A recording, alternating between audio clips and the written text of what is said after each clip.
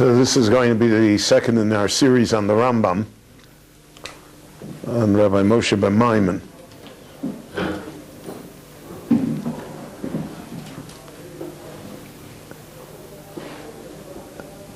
The Rambam wrote three major works and many other essays, letters.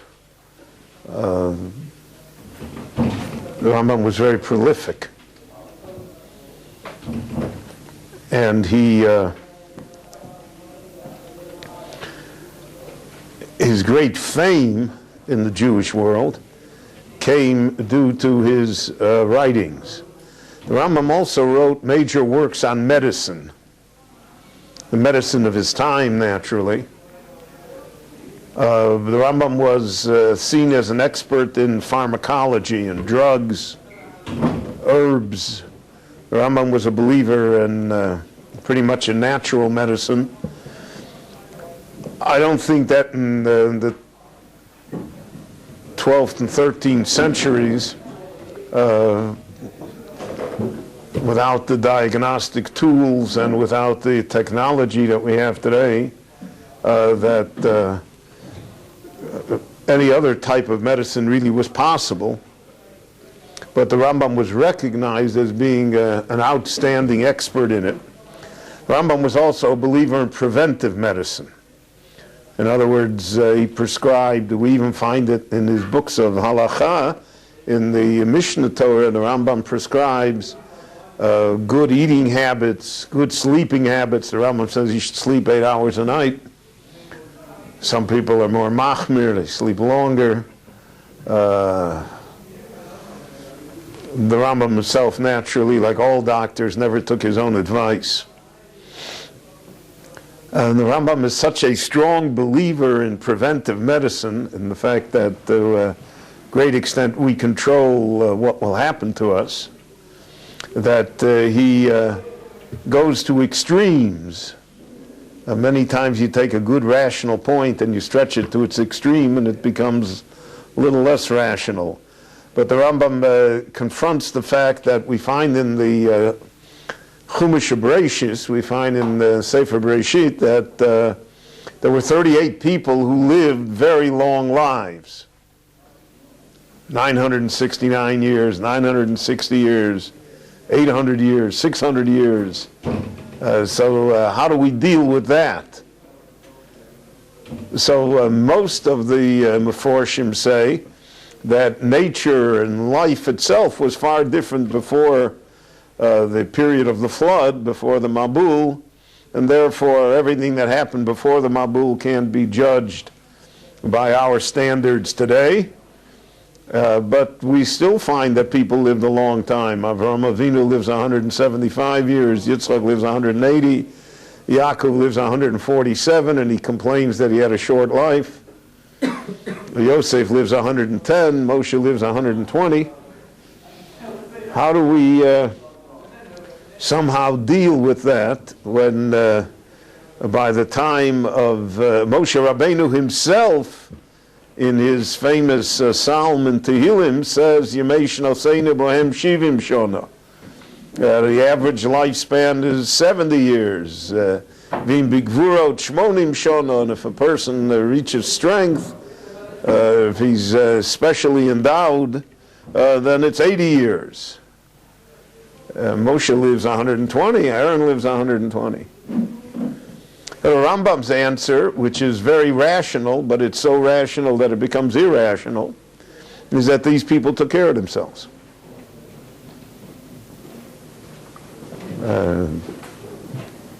They ate food that was good for them rather than just good food. And they got enough sleep, and they did exercise, and they took care of themselves. We find later in the Talmud that when the rabbis met someone of advanced age, they always asked him, Bameh harachta yomim? How come you're so old? Which is a question my little grandchildren always ask me. Zadie, how come you're so old? So the Talmud never answers the Rambam's answer that people took care of themselves. or that, they did exercise every day, or they didn't live under stress, whatever. That's not the answer.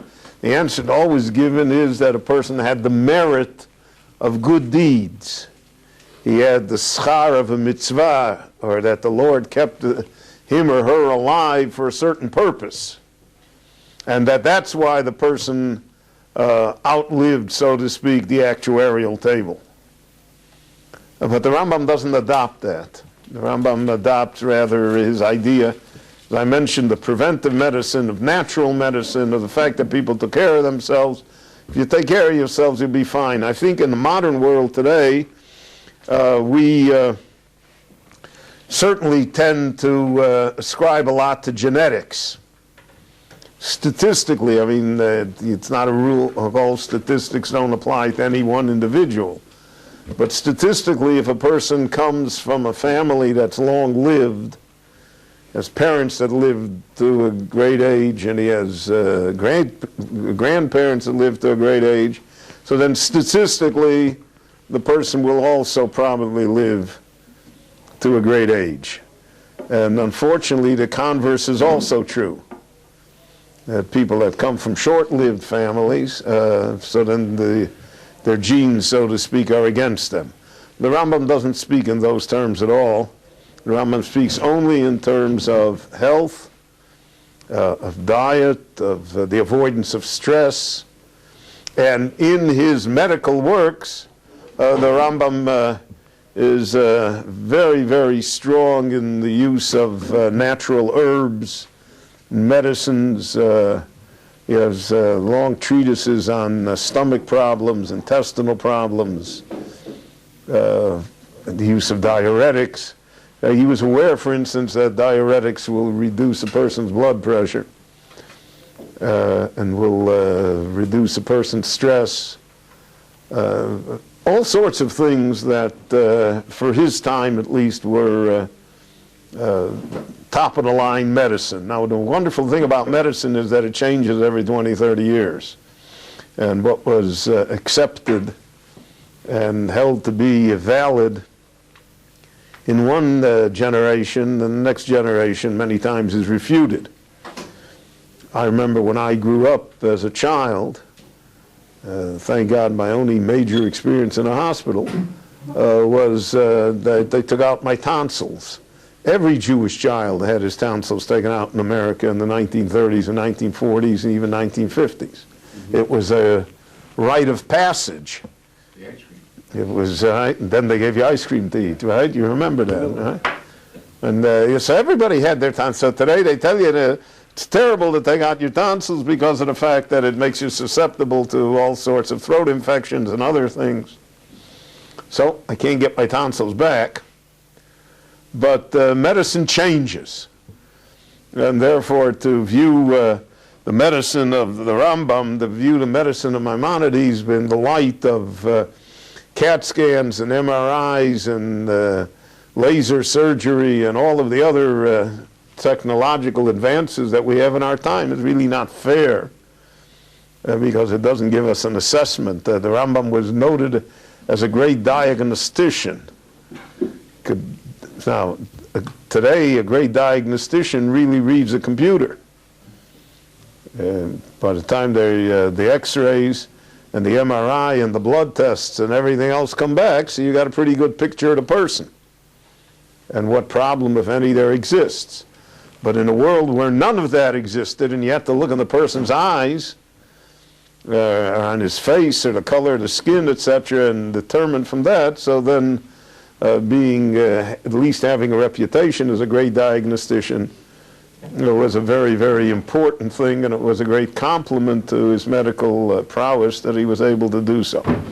So those books were written in Arabic. They've been translated in a number of languages. There's a machon in Haifa that has devoted itself to translating the Rambam's medical works into English. And they can be found in good libraries today if you're interested in looking at it. I have seen some PhD theses written on the medicine of the Rambam, etc. But it's not as a doctor that the Rambam finds his immortality or his fame, but it's rather in the realm of Torah and the realm of being the Jewish leader of his time that the Rambam's immortality was created. So therefore, the major books, the major works that I'm going to discuss with you deal with Torah, that deal with Judaism, with the ideas, especially the Rambam's view of things. When he was a young man and he was still in Morocco, in the caves of Morocco in the Atlas Mountains, of hiding from the Almohads, the Rambam begins his famous commentary to the Mishnah, the Peirush Hamishnayos to the Mishnah, commentary to the Mishnah. And the commentary to the Mishnah is written in Arabic. So here we have a departure already, which Rambam's an innovator in many, many areas. Until that book, practically, there were almost no major works written in Arabic in Halacha. There are a number of exceptions. One exception is the book of Emunos V'Deos, that was the book of beliefs and opinions written by Rabbi Sadia Gaon in the 9th century. Now, Rabbi Sadia Gaon's book of beliefs and opinions is really a book of philosophy. It's a book of Torah, but it's a book of philosophy. It's a philosophical treatise on the beliefs present in Judaism and how they differ from the beliefs that are present in other religions. And the book was written in Arabic. It's been translated into Hebrew. It's also been translated into English. It was published by Yale University Press. Dr. Samuel Rosenblatt, who was a rabbi in Baltimore, who was the son of the great Chazan Yossele Rosenblatt, did the translation, and it has remained pretty much the basic translation in English today of the books of beliefs and opinions. So that was written in Arabic. Also, there was a small halachic work written by Rav Hai Gaon that we also find in Arabic. That could be that it was written in Hebrew originally and translated into the Arabic. But that's 11th century. But basically all the books that were written in Aramaic, Aramit, and in Hebrew. Now, Aramaic was always seen as the sister language for Hebrew. In fact, in the tradition of the Jewish people, Aramaic also has a holiness to it. And we find, for instance, in the Torah, many Aramaic words that were used. And the Jews in the Second Temple times spoke Aramaic. That was the lingua franca. That was the language that they spoke. There were different dialects of Aramaic. The Palestinian, the Yerushalayim dialect that you find, for instance, in the Talmud Yerushalmi is different than the dialect that is found in the Talmud Bavli in the Babylonian Talmud, though basically it's the same language. There still are people left in the world today that speak Aramaic as a language. In northern Syria and in other places in the world, there are still vestiges of people who speak Aramaic, and there were Jews that still spoke Aramaic as their language as late as the beginning of the 20th century. But the language of culture and of wide readership and intellectual discussion at the time of the Rambam was Arabic. Europe was far behind the Middle East in all matters of culture and civilization. It was just crawling out of the Dark Ages.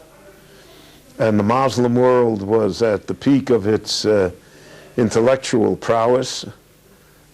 One of the tragedies in our time is that the Muslim world got frozen. It not only was overtaken by the West, but it remained frozen in what it was before. And because of that, therefore, we many of the problems that exist in world society today and many of the conflicts are simply due to that fact. It's very difficult in the 21st century to deal with 15th century people. And because of that, problems abound, as you all know. Now, the Rambam took and wrote this commentary to the Mishnah in Arabic. He wanted to do so because he wanted wide distribution of it. It was a language that people read. We, like in the United States, most of the Torah books that are written in English because of the fact that that's the language that's spoken and read and that people respond to. And therefore, Arabic was the English of its time. It was also the language that represented culture, poetry, prose, style. All of that was Arabic. And the Rambam, interestingly enough, wrote Arabic with Hebrew characters. Something that we find Jews did with other languages as well at different times in the exile. There are Jews that wrote German with Hebrew characters. But we have a great deal of the Rambam's own handwriting has been preserved, especially from the Geniza in Cairo. And there it's always written in Arabic, but it's always written in Hebrew letters.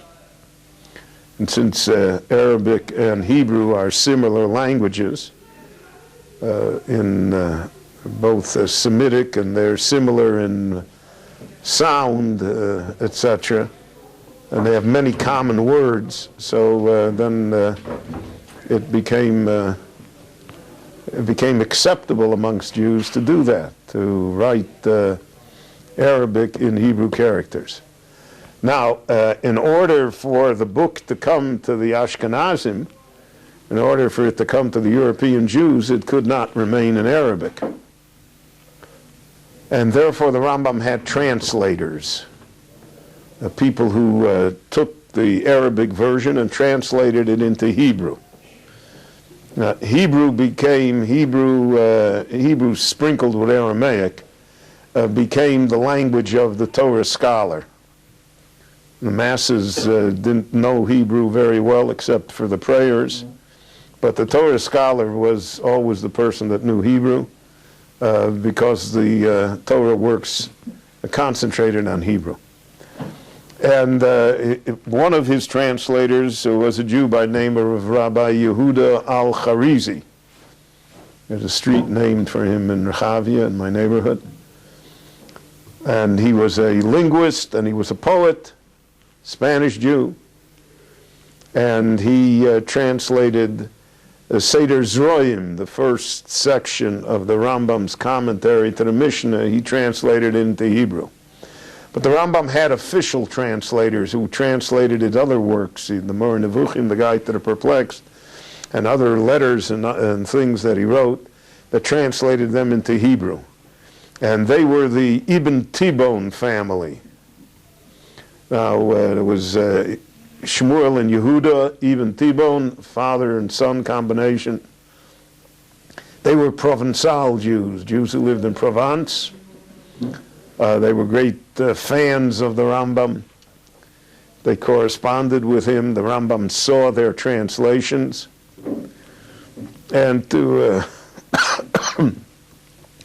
a great extent, they became his official translators. In our time, there have been new translations.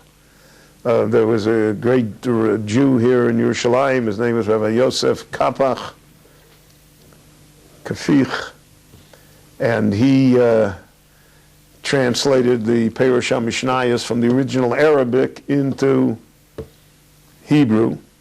And in his work, he points out always the differences of nuance that exist between his translation and other translations, some of which really are major in terms of understanding what the Rambam wrote. The problem with all translations is that the nuance never comes across. The languages are very, very difficult to interchange. And if you have any doubt, you'll look at the subtitles on this video or any other video, and they're shown here in Israel. And if you know the English and you see how they translate it into the Hebrew, sometimes it's funny. Because idioms don't translate. It's just, a way of speaking. Nuances, very difficult to get it across. Now, there are some people who are expert translators. The people, for instance, who translated Solzhenitsyn into English.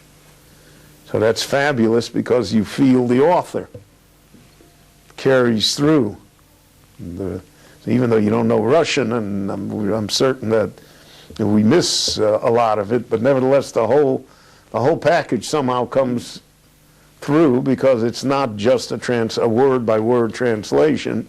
Is able to capture the emotion of the words as well. So there are people who are great experts in it, but as we see, I'd say probably the most famous mistranslation in the history of the world, from which an entire religion almost has been built, is the idea of the virgin birth, based on a pasuk in the Navi Yeshayahu, in which the Navi refers to an Alma, Ayin Lamed Mem Hey, who will give birth. Now, the word Alma in Hebrew means a young woman. Does not mean a virgin. A virgin is a Tula.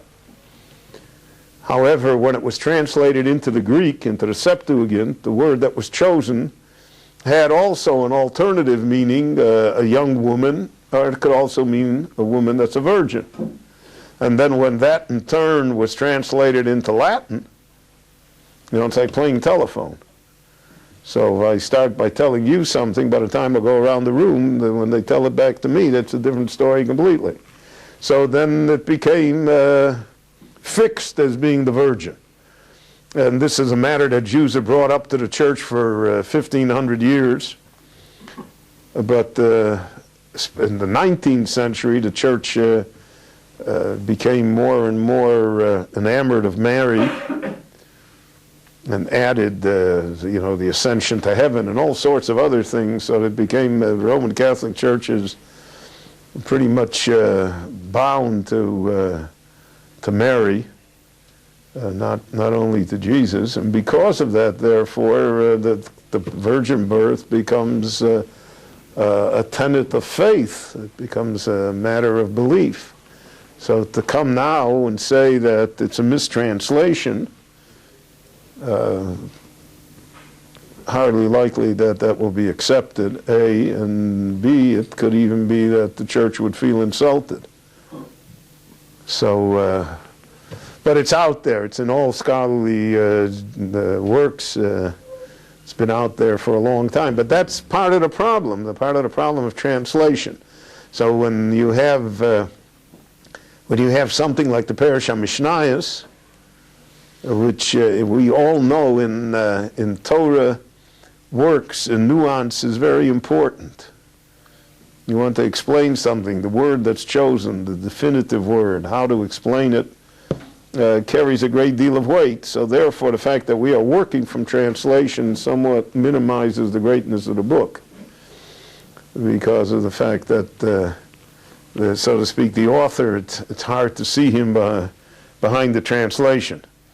But the Peirush HaMishnayos is such a great work, and the Rambam is such an imposing figure that with all the problems of translation, we do get a feel of the person. I'll give you an example or two. And the feel of the person is the Rambam is a supreme rationalist. I discussed that with you here. 38 people live long, so we don't say they live long because of supernatural reasons. They live long because they take care of themselves. So the Rambam is a rationalist in everything.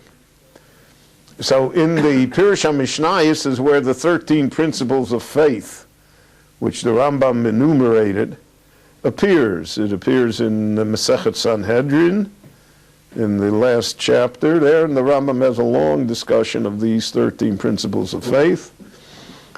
Now, the 13 principles of faith were not universally accepted. There were great rabbis that disagreed with some of them. They either substituted other ones, or they disagreed with the number of 13, or they disagreed that this is a matter of Jewish faith. Rabbi Levi ben Gershom, Gersonides, and others, Rabbi Yosef Halbo and the Sefer Yikorim,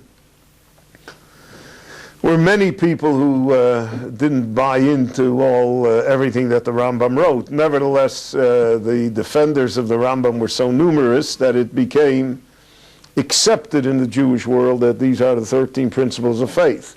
It became so accepted that a hymn was written, the famous hymn Yigdal, Yigdal Elohim Chai V'Yishtabach. So that hymn is a recitation of the 13 principles of faith according to the Rambam. And the fact that it was included, so for a long time there were really debates as to whether it should be included in the prayer service or not. And as I remember yet in my youth in Chicago, there were certain synagogues that would still, that was their tradition from wherever they came from, not to recite Yigdal. But today, I mean, we live in such a world that nobody even knows what Yigdal, where it came from, so it's not a problem. And it has a nice tune to it. It's melodious, and you send a child up to sing Yigdal, and everybody's happy. So that's the way that's the way it is. But when he advocated the 13 principles of faith, it was not to unanimous consent, and certainly not to unanimous acceptance. One of the principles of faith that the Rambam discusses is the corporeality of God, whether God has, so to speak, any physical type of attribute that we could discuss. Now, the Rambam's opinion of God is definite. The Rambam begins by saying that we know nothing about God and we cannot know anything about God. And that any attempt, so to speak, to define God is already blasphemous. Because when you define something, you limit it. You have to limit it. That's the basis of definition. And since the Lord is limitless, so we have no definition of him.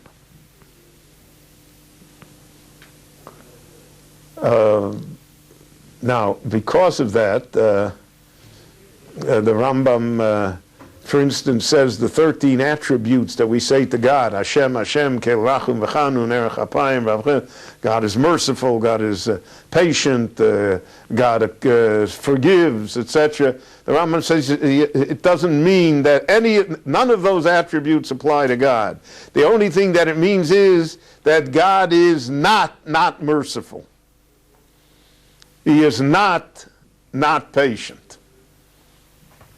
But any adjective that you use to attach to God in a positive sense, so to speak, is itself blasphemous.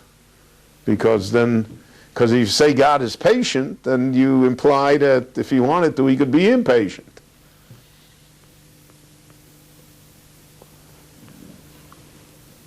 Because of this, the Rambam postulates that every place in the Torah, in Nevi'im, in Ksuvim, where there is any reference to God in an anthropomorphic form, God has hands, God has the ears of God, the mouth of God, right? Any of those statements are purely allegorical and have no reference to God whatsoever. It's only since we're human beings and we're limited by our physicality, we don't understand a world that's not physical. We have no frame of reference to begin to imagine a world that is not physical. So therefore, the Torah, so to speak, is forced to say, the hand of God smites his enemies, or that the ear of God hears prayer. But or that God speaks to Moshe, but that really never happens in the sense of what the word means, because God is beyond all of those powers. And therefore it's an allegory. It's l'saber es ha'ozen. It's in order to somehow satisfy our ear that we should have some concept of faith and some concept of God.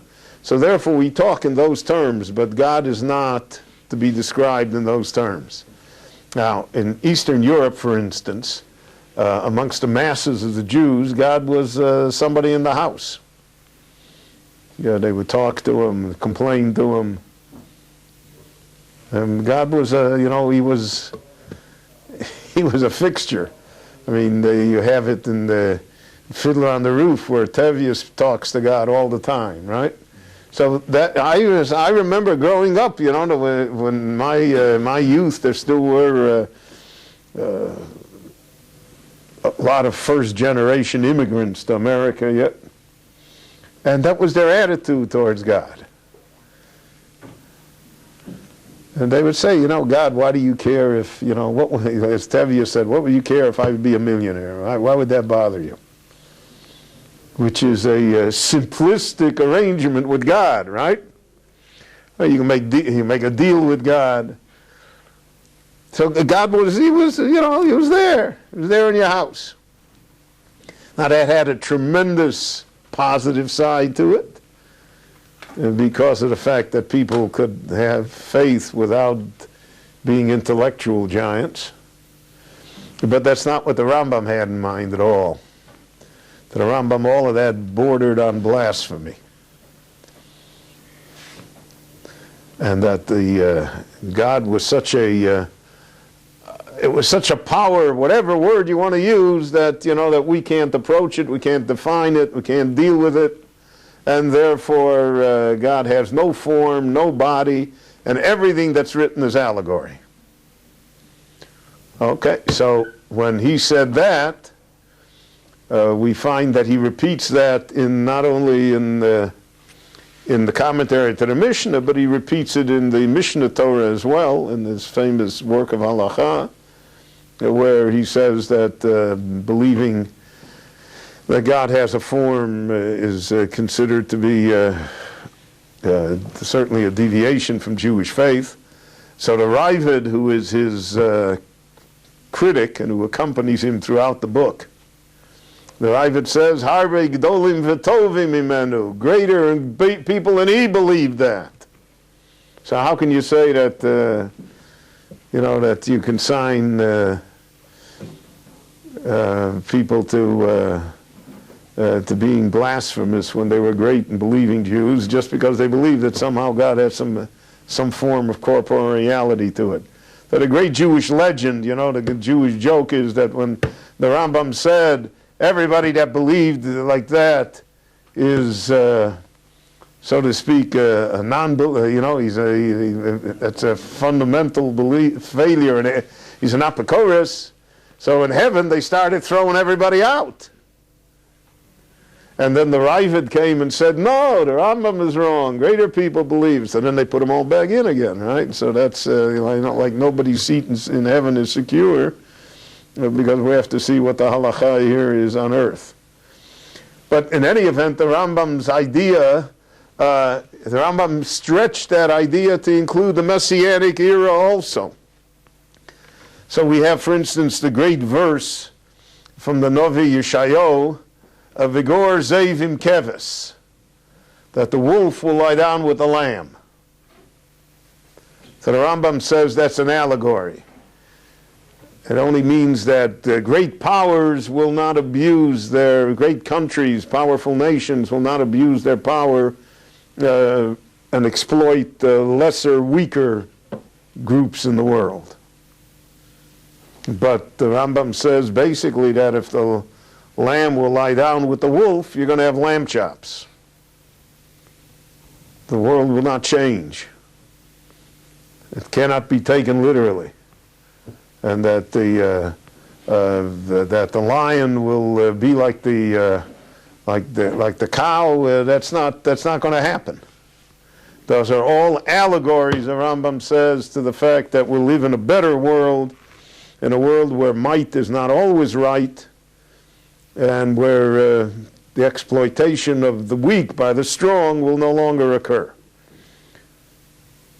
So it's interesting, the Ravid comments on that. He says, what will the Rambam do with the Pasuk, with the verse that appears in the Torah, in Parshas B'chukosai, Vashibosi Chayaro Minoretz. There'll be no animals of prey that will eat anymore in the world.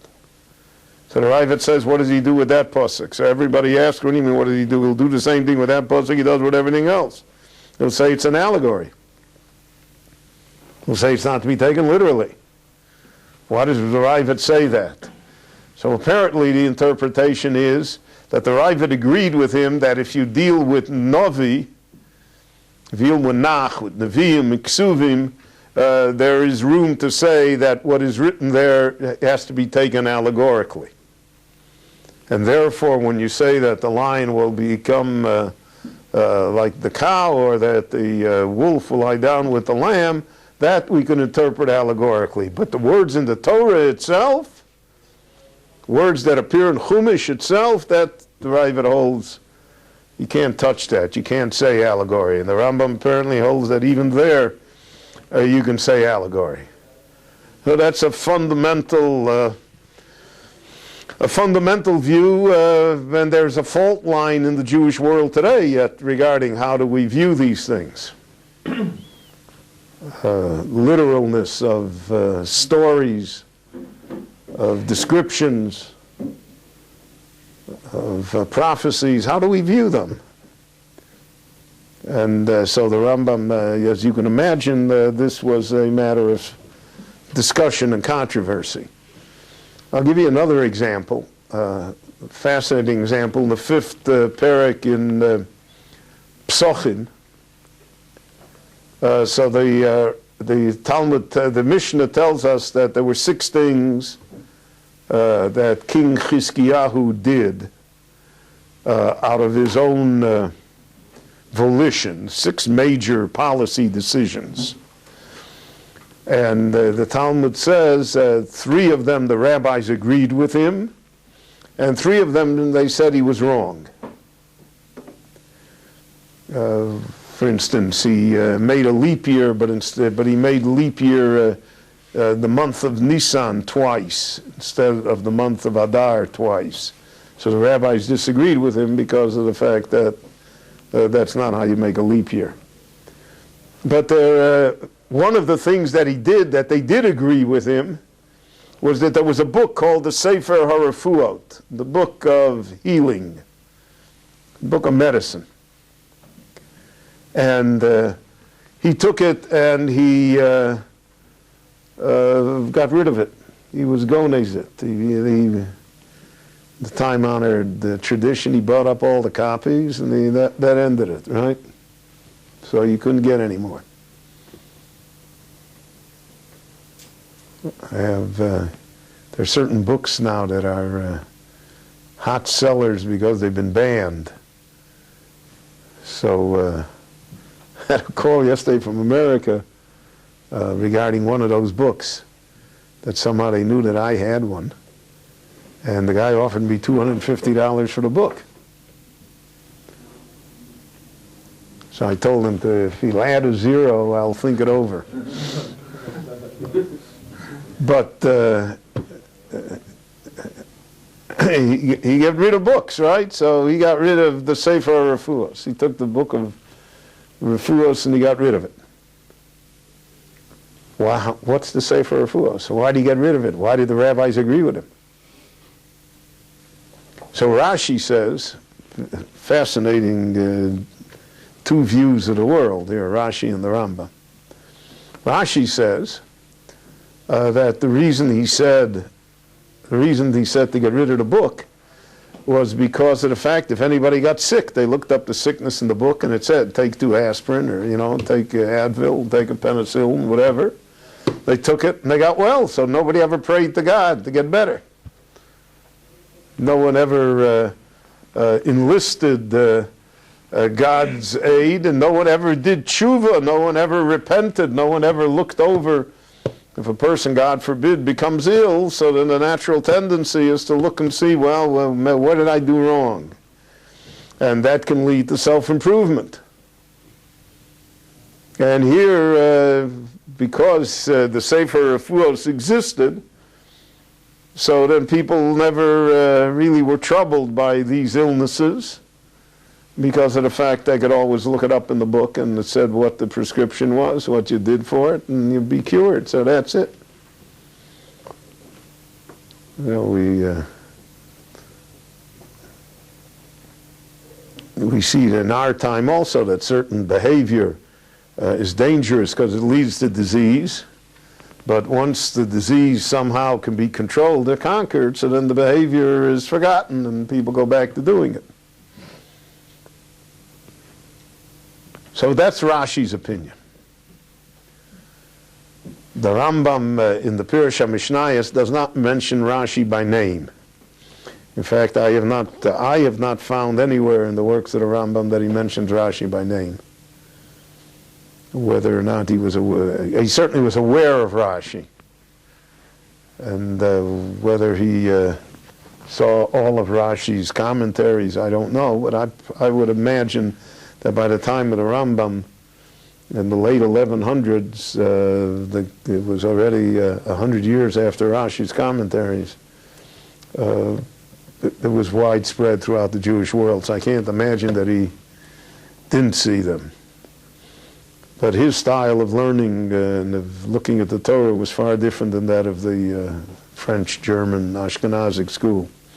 In any event, he does not mention Rashi by name, but he has a long discussion of this, and he says at the end of the discussion that the reason that he talked about it at such length is because a great man said something, which is wrong. So he's alluding to Rashi, but he comes to contradict everything that Rashi says. And he says as follows. He says, if we have such a logic in Judaism, then why should we ever give bread or alms to a poor man, right? Let him pray to God. If he knows that he can come every day by me and I'll give him food, so he's not going to pray to God. Why should he pray to God? And if he knows that, that he can go schnorr every day, 200 shekel, and that keeps him going, so then he doesn't need God, right? He just needs the guys that are going to give him the 200 shekel. So the Rambam says, so therefore what? We should not give charity? We should not give bread? We should tell him to go pray to God? The Rambam says, where do we ever find such a concept in Judaism that allows us to withhold help that we could give to a human being in order that he should, so to speak, improve, that he should pray to God? Now, in later Jewish life, there were such instances where people withheld because they felt that somehow it would help others. So that's that's a very, very taut tightrope that you're walking on. But the Rambam says there's no place for that. So the Rambam says, so what was wrong with the Sefer Refuos then? Why did they take it and put it into the Geniza and hide it and take it out of circulation? And that the rabbis would agree with the king that he did it. But the Rambam says there his rational explanation. He says because it was all quack medicine. It was all medicine that killed instead of healed. The Sefer Refuos, he says, was a fake. It had widespread popularity. We all know that people love alternative medicine. And the crazier it is, the better it is. Somebody will tell you, go stand on your head for 20 minutes, you'll do it. Someone will tell you to stop smoking, you'll say it's none of your business. That's human nature. I knew people, never that they were suffering from a terrible disease, so they told them if you go to Mexico and they'll sell you apricot pits. And, so that'll cure you. So they, spent thousands of dollars to go to Mexico and get apricot pits, but the apricot pits didn't do it. But when people are, God forbid, ill, or God forbid, in trouble, so then we all grasp at straws. We all grasp at whatever, and therefore there is always a market for these things. So if a guy has witch doctors, lots of fake Kabbalists in the world that are making a living. Because people are always searching, and this has an exotic air to it.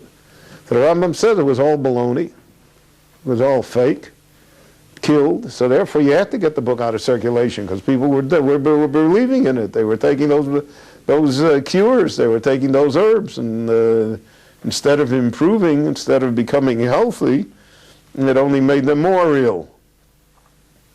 And then the Rambam adds that there was an element of paganism to this Sefer Refuos also, because there were gods, patron gods. Once you get into paganism, there's a god for everything. The god for the Chicago Bears, though he's not working too well this year. But everybody has got, so there were gods for every disease. There was a god, right? And so in the Sefer Refuos, they referred you to which god to deal with, right? So it had this element, so it was a double-edged sword.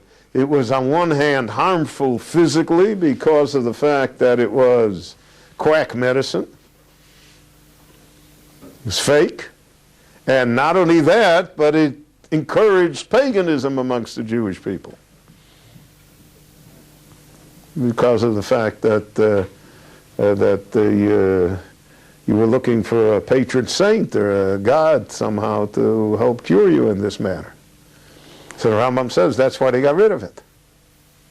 So there are two absolutely contradictory views, not just contradictory as to the reason, but contradictory in Weltanschauung, and how to look at the world as to what the Mishnah meant, what message the Mishnah meant to convey.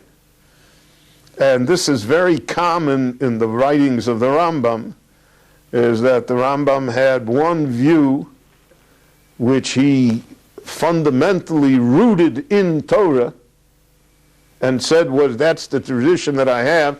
The Rambam lists 39 generations from Sinai till his father of the tradition of Torah. Unbroken chain of 39 generations. So he says this is what Moshe Rabbeinu said on Sinai.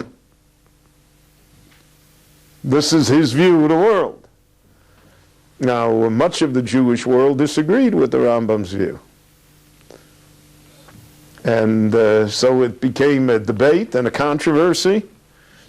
And that debate and controversy was not limited to the life of the Rambam. Lots of elements of it still exist in the Jewish world today, in the view towards many, many subjects, and many, many problems that face us.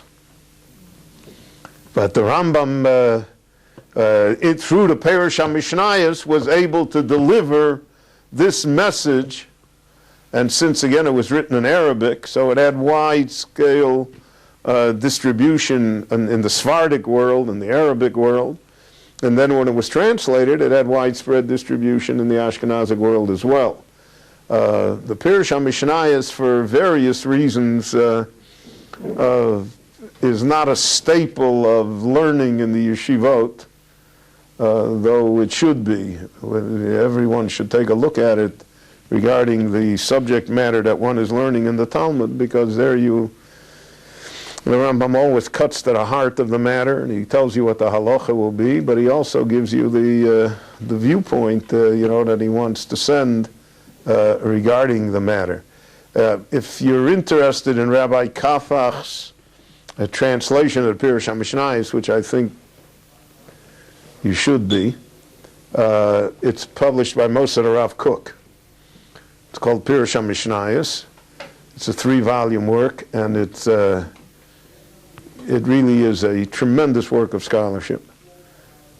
Kapach, the Yemenite Jews, as we'll discuss, had special relationship with the Rambam and a special allegiance to him. And they had traditions as to what the Rambam meant in his works. And Kapach was the Jew who brought those Yemenite traditions to the general public. He wrote a 22-volume commentary to the Mishnah Torah, which is an outstanding piece of original work, really of genius. And in it, he incorporates again the Yemenite tradition as to what the Rambam meant in that place. So it's interesting to take Kapach's work and take what he has to say and compare it to, let's say, to what Ashkenazic Achronim wrote on the same subject as to what the Rambam meant. Compare it to the Or Sameach, or compare it to Reb Chaim Soloveitchik, or compare it to Reb Isser Zalman Meltzer, or others of the last century, let's say, Ashkenazim, who wrote great scholarly works based on the Rambam. And it's interesting to see that more than one Rambam will rise before your eyes. You'll see, all of a sudden you'll see that the Rambam himself is subject to different interpretations and different views, which is what the greatness of Torah is. The Shivim Ponim La Torah, the 70 faces to Torah, everything is in Torah. Every human idea is there. And Torah provides the framework, in fact. It provides the perspective for all of the great ideas of mankind. And it's only when mankind goes outside the box of Torah, when it violates the norms and the morals that the Torah presented to us, that the ideas become destructive. When it forgets that it's not allowed to kill and steal and abuse and do all those other things, so then great ideas become they become very, very dangerous. Right? Our century is witness to how great ideas went wrong, destroyed tens and tens of millions of people. So the Torah is the framework. And once you're within the framework, so then there's an enormous diversity as to how to look at things, because of the fact that all human beings look at things differently, and because of the fact that there are, in turn, these 70 faces to the Torah. So that's the Peirush Hamishnayos. Next time we'll discuss the Mishnah Torah, the great work of the Rambam in Halacha that became the work of the ages.